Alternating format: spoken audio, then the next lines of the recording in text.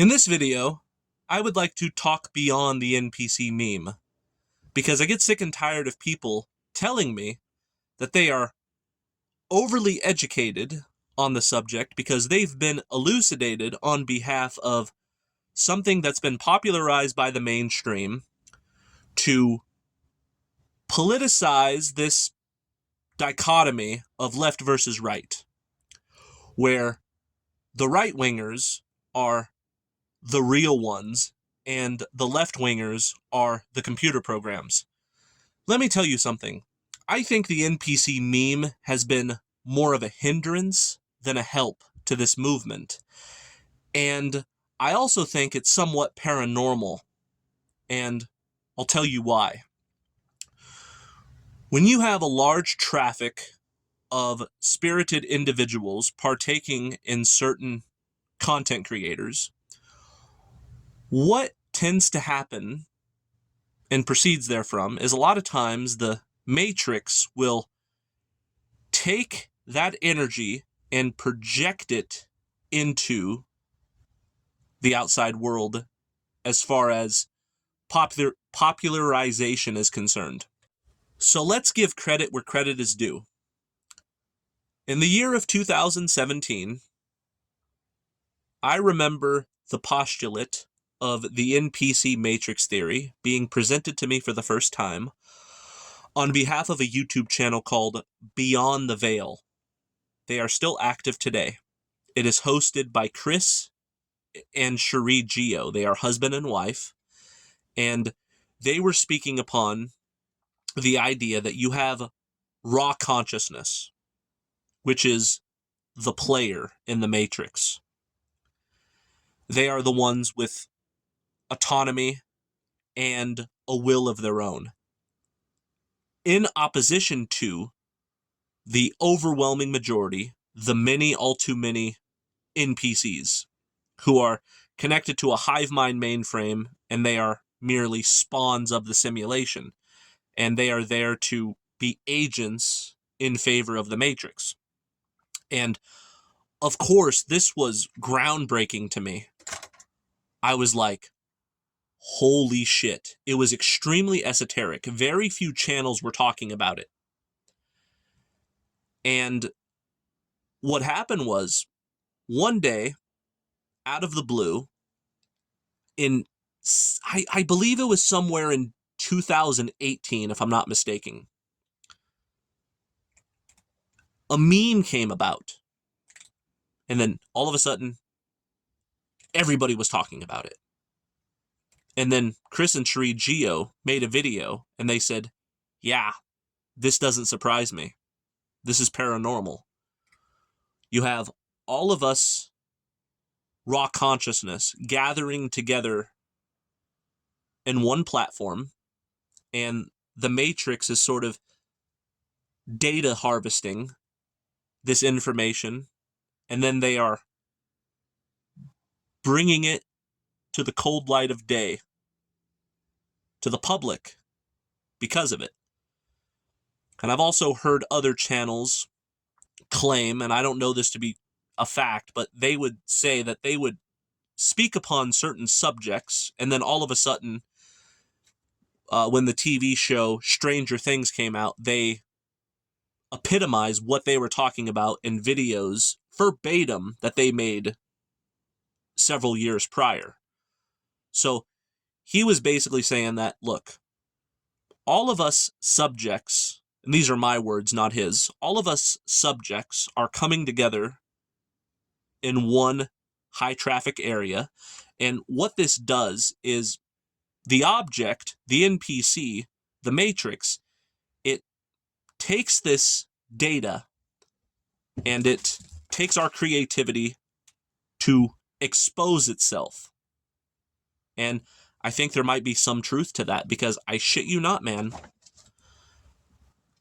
I never saw a day where I would go to a family function and I would bring up NPCs and then everybody knows what it is because of a fucking meme.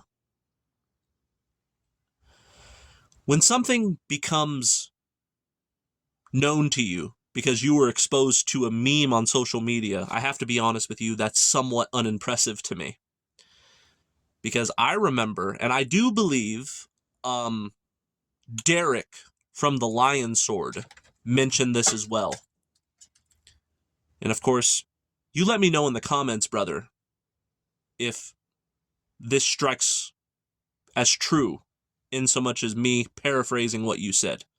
But you said something along the lines of, I'm sick and tired of this reincarnation soul trap community going on about NPC, NPC, NPC, when this information is brand spanking new to them and it's becoming popularized, but some of us have been aware of this information long before the NPC became a meme, something to that effect.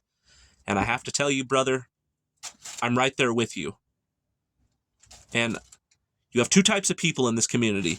You have the pre-NPC meme, which is myself, Derek, and even Nicholas. In fact, when I first started talking about NPCs on my old channel, this was before it became a meme. The one that got taken down for violating terms and conditions because I didn't know how to fucking choose my words wisely in regards to the eavesdropper of the AI, of the algorithm, okay? I talked about fucking NPCs when I was like 21 years old, 22 years old maybe at the most. And I gotta tell you, the community back then was a lot more high quality than it is now. And I suspect that because the hive mind took Chris and Cherie Geos and the other content creators who were talking about this, which was very few, far in between, into this meme, then it struck a chord with the AI. And now, because it's been brought to their attention because of it, now we have a high traffic of these types of people who are not on the same level. We were aware of this, many of us, before they were singing songs around the campfire about it. Right now, everybody is singing a song around the campfire about the NPC meme. And every time I bring it to somebody's attention, they say, oh yeah, the meme. They can't see beyond the NPC meme. That's what educated them to look into it in the first place. That doesn't apply to all of us. Some of us were aware beforehand. I've noticed the subscriber count of channels like the Overwatch Project and Beyond the Veil. They quadrupled in subscribers after it became a meme. Because when millions upon millions of people become familiarized with something, all at the same time because of social media influences, naturally they'll go to their search engine and they'll say, what's an NPC meme? Enter, and then those channels will pop up. And before, these channels only had maybe 3,000 or 4,000 subscribers at the most, and now they have like 15,000, 10,000. And I'm telling you that a good portion of these people who are supporting you larger channels most likely are not of the same consciousness, not of the same incarnation as those who were familiarized with this information prior to it becoming a meme. That's all I'm saying. That will conclude part 1 of this video. We are now entering into part 2. I hope you enjoy. Speaking in essence of the quintessential, there is but 2 ontological problems that are sure to exist. 1, the problem of other minds. And 2, the overcoming of subordination brought about by other minds. As far as the ego is concerned, as far as the individuality of persons are concerned, the ego is a solipsist. It thinks, and it has no choice but to assume, that it is the only unit of awareness that is sure to exist. I believe the conundrum of solipsism is a delusion, but when it comes to selfishness, because they impact such an overwhelming amount of consciousness into one vessel, it has no choice but to look upon others as an assumption, as a walking, living, breathing theory that oftentimes is impossible to relate to. I know that I have internal dialogue. Do other people have an internal dialogue? I know that I have a personality that has transcended death many times and will do so in the future. But can I say that in regards to others? I can't know for sure. Now, other minds are a problem because as a survival mechanism of other minds, they are always trying to subordinate you to their will. You have the will of you, and then there's the will of the others. Now, the issue is my ego is an originator of its own thought processes. Other people are not the originator of their own thought processes. They are a downloaded individual. All of their thought processes come secondhand. It's like the model of the human brain is a computer, and people seek input, they process, and then they express it as output. But the input that is going within them on a constant basis is what somebody else has said, and then they repeat it. They have nothing but regurgitator logic. They don't have the logic of being any type of a proprietor over the phenomena of their minds. So they have fallen victim to the two problems: the problem of other minds and the subordination of other minds upon your mind. Is it possible, for instance, for the awareness processes of a dog to be able to understand what it's like to have the consciousness of his master?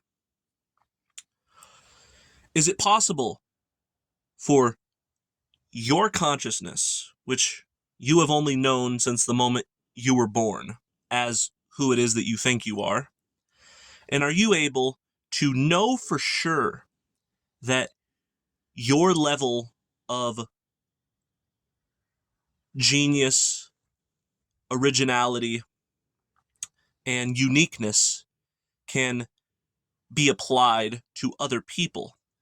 You can't put your consciousness into somebody else and embody what it is that they feel, but let's pretend it was possible. Let's say we had the technology to transfer your essence temporarily into the essence of somebody else. So when they're going around conducting themselves, you're able to know what it's like to be them. I almost know for certain that if you were to go inside of somebody who is standing in line at the grocery store, you would find that their mind consists of crickets. Their entire beingness is like elevator music. And everything that is going on in their fundamental makeup is simply the vomit of appeal to authority and conformity to collectivism. Their opinion is the opinion of everybody else at the same time. They are likable because they are likened onto the agreeable ones. And I call them the unapproachable because of it. Because it's so contrary-wise to myself. Let me tell you something. If you, the viewer, had the ability to transfer your consciousness temporarily into my body, and you can feel everything, and you can spectate everything that goes on the inside, it would be akin to taking the most hardcore psychedelic substance known to man.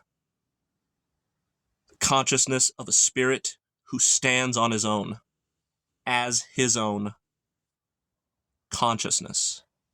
And I can say the same for you. If I was to transfer my consciousness into you, I imagine it would be pretty fucking terrifying, because it's like jumping into an unknown universe, uncharted territory. But if we were to do it to the commonplaceness of the mundane layman, it would be completely void of meaning. And it would be akin to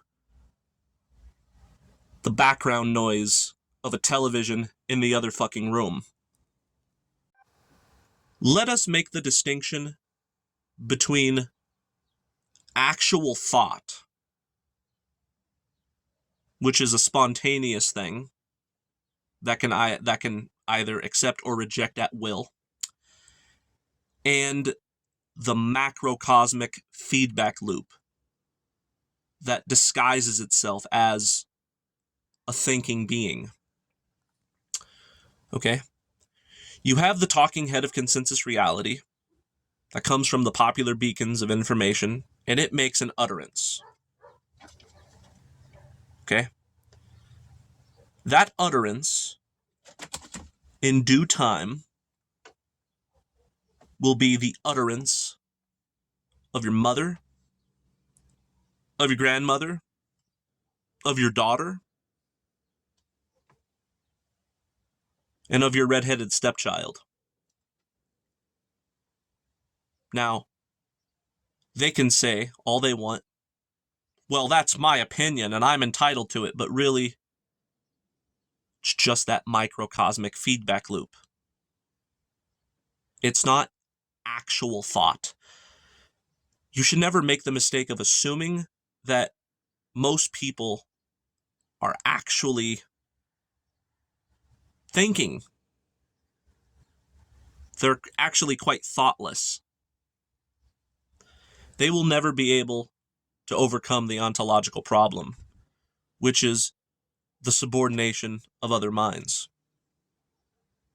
In fact, I would go as far as to say that applies to us. We must overcome this problem, but they will never, because they ultimately share the same global mind. So, when they're having a group dynamic of agreement with their dialogue, they're merely talking to themselves in other forms. Homo sapiens are nothing more than an extension of the lie. They are a personification of deception, and they epitomize this falsehood because they have no choice but to do so. They have no say or free will in the matter, because there is no incarnation within them. They are what I call the unincarnated. They're essentially body entities. They are a biosimulacrum, if you will. So here's how it works. Their analytical mind, which is responsible for language and forming concepts has no choice but to not have a defense mechanism or a firewall that acts as an immune system response to purge things that are antithetical to their organism. So, therefore, in the same way, a robot is really nothing more than an extension of the programmer. They too are going to have the part of their mind where the personality resides, which makes them human, at the mercy of external concepts that are made up of language, that are controlled by an apex predator that programs them in such a way of how a master would want his slave to behave, and that's who they are. We are entering into a new topic of this video where I discuss unintelligent design. When it comes to the trinity of creator, creation, and creature, why is it that us as the creature, i.e., sentient innocence, born here against our will, do not have things provided by the creator within its creation to sustain people more effectively? Let me give you an example. In the first world, we take for granted that roughly half of the world's population is either going hungry on a regular basis and or starving to death as we speak. And we want to blame misanthropy upon that. We want to say it's man's inhumanity to man which is the problem. Yet, here's my rebuttal. Why is there so much plant life that isn't producing edible things? If I was the creator and I knew that my creature required food, I would assure that the creation had an abundance whereby every single plant would create something edible. And it wouldn't be a seasonal thing. You know, this duality of life and death, where the tree would only bear fruit 5 months out of the year.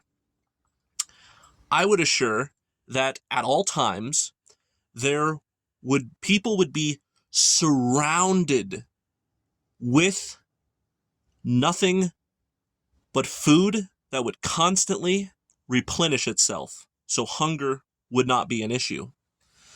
You go to a rainforest, and we're supposed to grovel on our knees at the beauty of nature. When I say, what good is a fucking tree when I'm hungry and there's nothing that I can get to sustain myself? All right? I ponder these things. You know, if we are carnivorous rather than frugivore, for instance, why isn't there a plant that has the ability to clone muscle tissue so we can just take our meat from a plant that provides it freely without having to kill sentient life to obtain it? You can certainly put thorns in a bush that's designed to harm you. You can create poison ivy. You can create fruit that looks identical to a berry, but that particular berry is fucking poisonous and it will kill you. You can play all of these mind games, but you can't provide. Like, you're a bad provider. You know how we would say to a man who refuses to work his 9-to-5 slave job and his family goes hungry and he too goes hungry, and they say he's an inferior man because he's a bad provider. That's how I feel about nature. Nature is a bad provider. It creates lack as opposed to abundance, and people are always harping on about the abundance of nature. I think otherwise. I think nature is lack. You know, for instance, in the summertime in America, our yards are being plastered with weeds. Weeds as far as the eye can see, that creates allergies, and it's basically a parasite of the plant kingdom. And I'm thinking to myself, why can't these weeds produce some kind of a very large fruit that's calorie dense, that will sustain all of the hungry people who are in the streets panhandling? Why can't they just walk into the desert and there's just such an overwhelming amount of edible substances provided by these weeds that it's not an issue?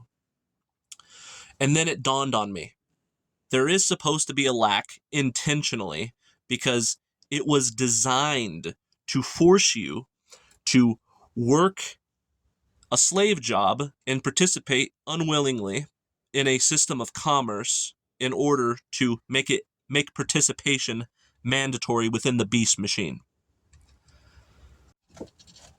Because why would anybody need to kiss somebody else's ass just to get a small amount of paper to buy a small amount of food at a grocery store, when I can just walk right outside my fucking front door, just like this, and just be like, oh, look at all these weeds that are everywhere.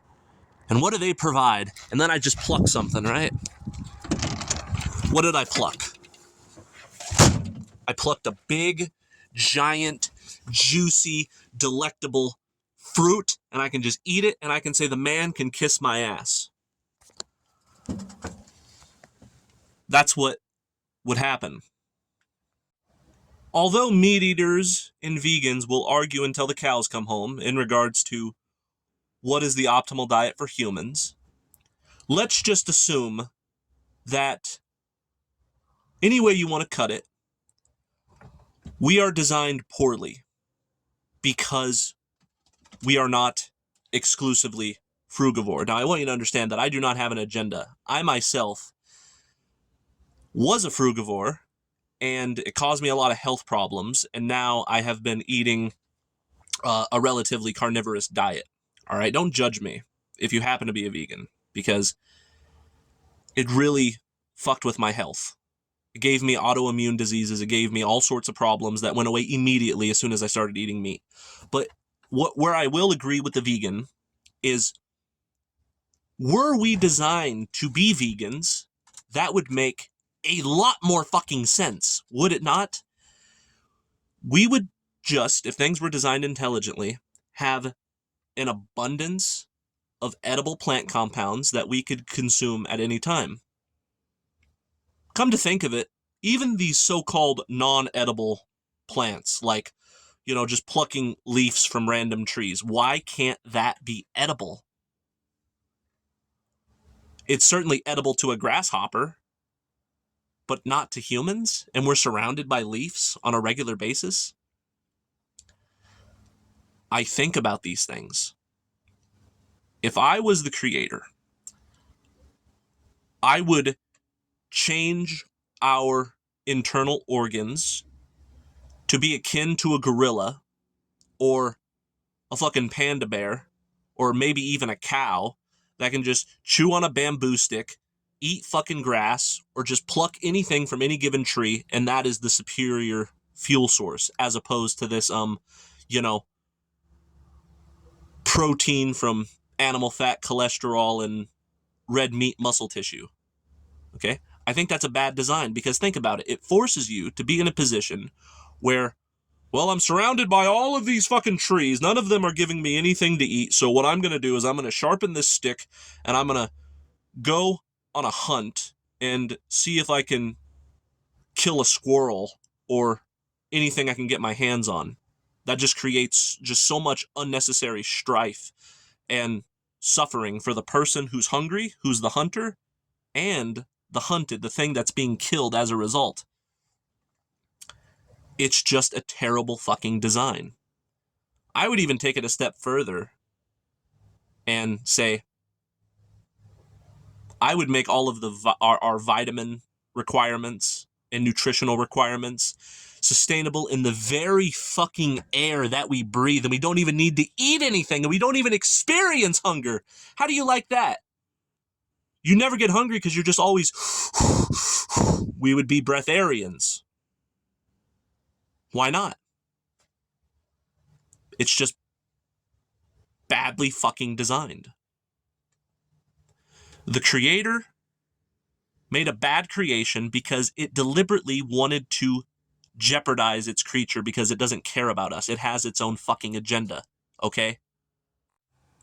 And on a completely different note, in the name of unintelligent design, we deal with a climate that is inappropriate for our species because most geographical locations are either way too hot or way too cold, where you're blistering in the sun, about to die of a heat stroke, or you're in the process of freezing to death unless you find shelter immediately.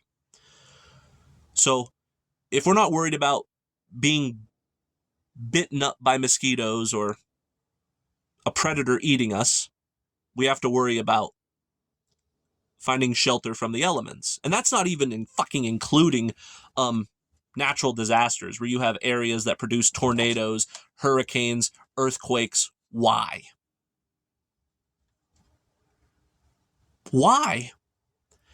If we are supposed to have a climate that is really, anywhere between 55 to no more than 80 degrees as the appropriate temperature, why do most areas produce something that is antithetical to that? If we are supposed to be the cornerstone of creation, and us as the subject, our object, or the world at large as we know it, is supposed to be a benefactor to it, when it's not. It's just something, again, it's something to think about.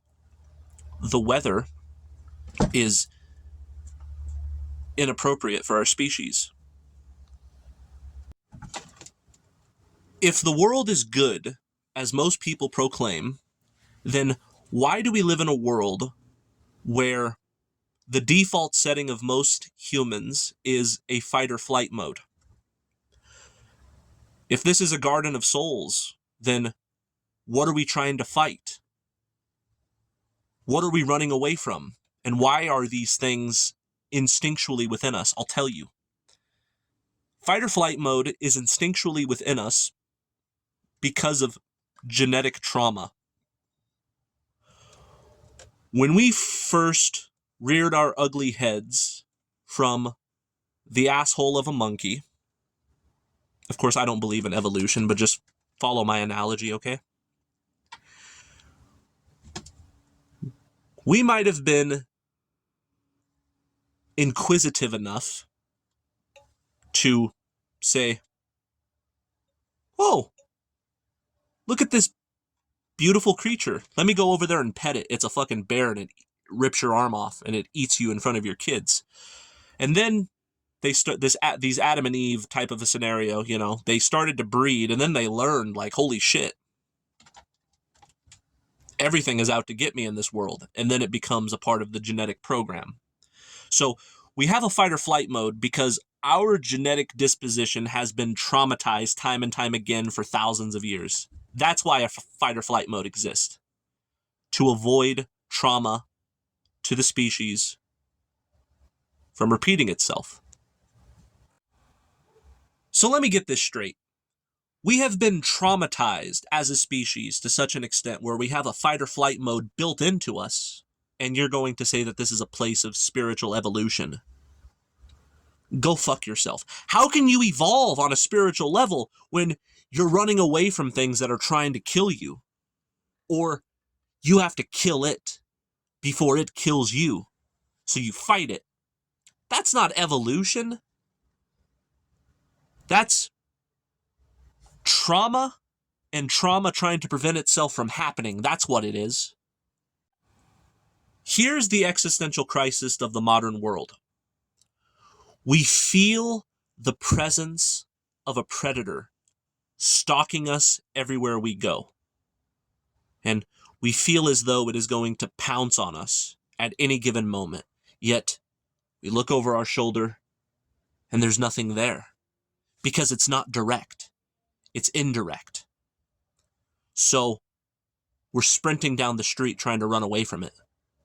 but there's technically nothing there. We swing our fist to try to beat it to death, but there's nothing there. Could be your toxic workplace environment, toxic relationships, domestic disturbances, human, everyday fucking problems. But because you feel like running, but there's no escaping it, and you feel like fighting it, but you just can't put your hands on it no matter how hard you try, you know what this creates? Freeze. It's in the middle between fight or flight. When you elect not to fight it, and when you elect not to run away from it, it causes freeze. So this is what we call stress and anxiety. And over time, it grows into depression. Be honest with me. You are in a state of fight or flight. You want to run away, but you can't. You want to fight it with your bare hands, but you can't. You're forced to endure the indirect predator. And you have to dance with that devil on a daily basis. And that's why you're stressed. That's why you have anxiety. And that's why you're depressed. It's just an exhausted fight or flight mode that is just so defeated, it seems, that it's tired of running, it's tired of fighting, and it just accepts the feeding frenzy that's being conducted upon it because of its indirect nature. Now, if it was direct, that would make it tangible. And if it was demonstrable and it was right before you, you would just say, aha! And you would jump on top of it and you would murder it. Or if you can just be like, you're tangible, you're demonstrable, you're over here, I'm going to get the fuck away from you, I'm going to run over there. But it doesn't work like that. We're talking about something that is a sort of omnipresent overshadow. And even if you do run away from one aspect of it, right around the corner there lies another. And once you beat the shit out of one, right around the corner there's another. And you can't fight forever and you can't run forever. So eventually, you just get the anxiety and you get the depression and you just become too apathetic to run or fight. And that is what we call freeze, and that is the existential crisis of the modern world.